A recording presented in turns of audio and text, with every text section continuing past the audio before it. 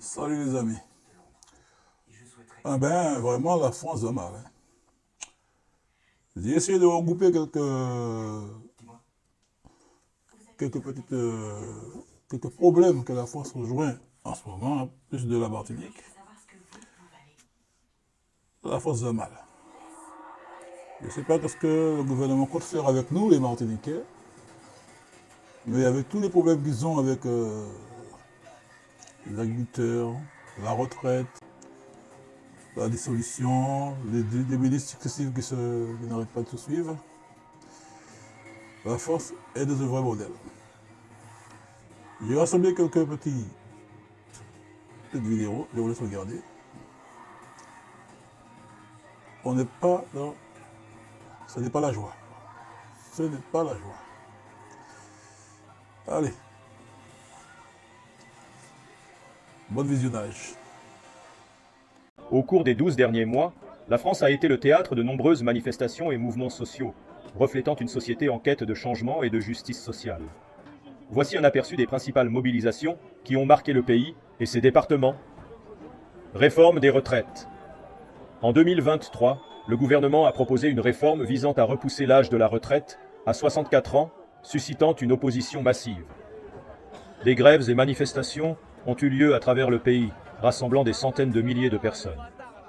Le 6 juin 2023, environ 280 000 manifestants ont défilé, entraînant des perturbations majeures, notamment à l'aéroport d'Orly, où un tiers des vols ont été annulés. Des manifestants ont également occupé le siège des Jeux Olympiques de Paris 2024. Crise politique et élections législatives anticipées. Les élections législatives de juin 2024. Je dissous donc ce soir l'Assemblée nationale. C'est une déflagration. Et c'est vraiment un coup de tonnerre politique. On conduit à une impasse parlementaire, avec une majorité de sièges remportés par le nouveau Front populaire, NFP, de gauche. Cette situation a entraîné une crise politique, le gouvernement ayant démissionné le 15 juillet 2024. Tout en restant en place en attendant la nomination d'un nouveau Premier ministre. La démission du gouvernement actée, Gabriel Attal et ses ministres restent pour le moment en place afin d'expédier les affaires courantes. Un service minimum pour continuer à faire fonctionner l'État. Manifestation contre l'extrême droite. Suite aux résultats des élections européennes, des milliers de personnes ont manifesté à travers la France contre la montée de l'extrême droite. À Toulouse, par exemple, des rassemblements antifascistes ont eu lieu le 10 juin 2024, témoignant de l'inquiétude face à la progression de ces idéologies. Depuis septembre 2024, des manifestations généralisées et des affrontements violents ont lieu sur le territoire français des Caraïbes de la Martinique. Les troubles sont causés par le coût de la vie élevé. Cette fois, ils ont la démonstration que le peuple est vent debout et que ça ne va pas se calmer à part au moment où on va obtenir de vraies solutions. Pas des pansements sur des pansements, pas des simulations. Cette fois-ci, c'est le moment où on doit tout régler. On doit remettre la justice là où elle doit se trouver, l'équité. Si on nous parle de liberté, égalité, fraternité, s'il en est ici en hexagone, il doit être de même de l'autre côté de l'océan. Les interdictions de manifester publiquement imposées par le gouvernement central français à plusieurs municipalités et le déploiement de la police anti-émeute d'élite, qui était interdite sur le territoire depuis plus de 65 ans en raison de ses précédents meurtres de plusieurs jeunes manifestants.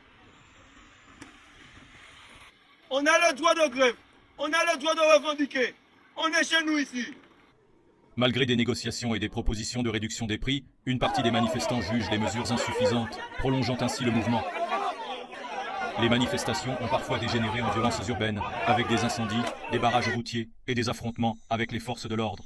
Un couvre-feu a été instauré en septembre pour tenter de contenir les débordements.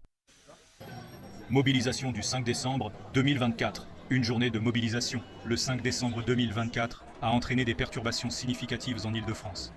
Les secteurs de l'éducation, de la santé, des services publics et des transports ont été particulièrement touchés.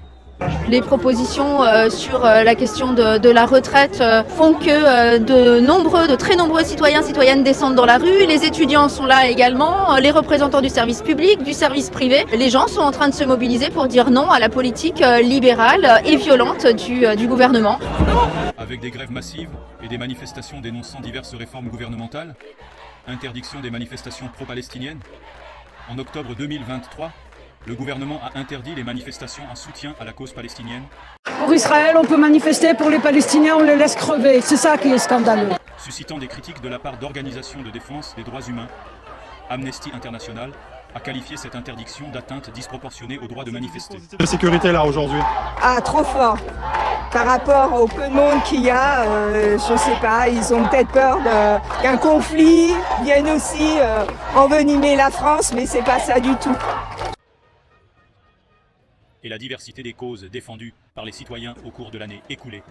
En conclusion, ces manifestations, bien qu'hétérogènes dans leurs revendications, révèlent un besoin commun de justice sociale, de reconnaissance et de mesures adaptées aux réalités locales.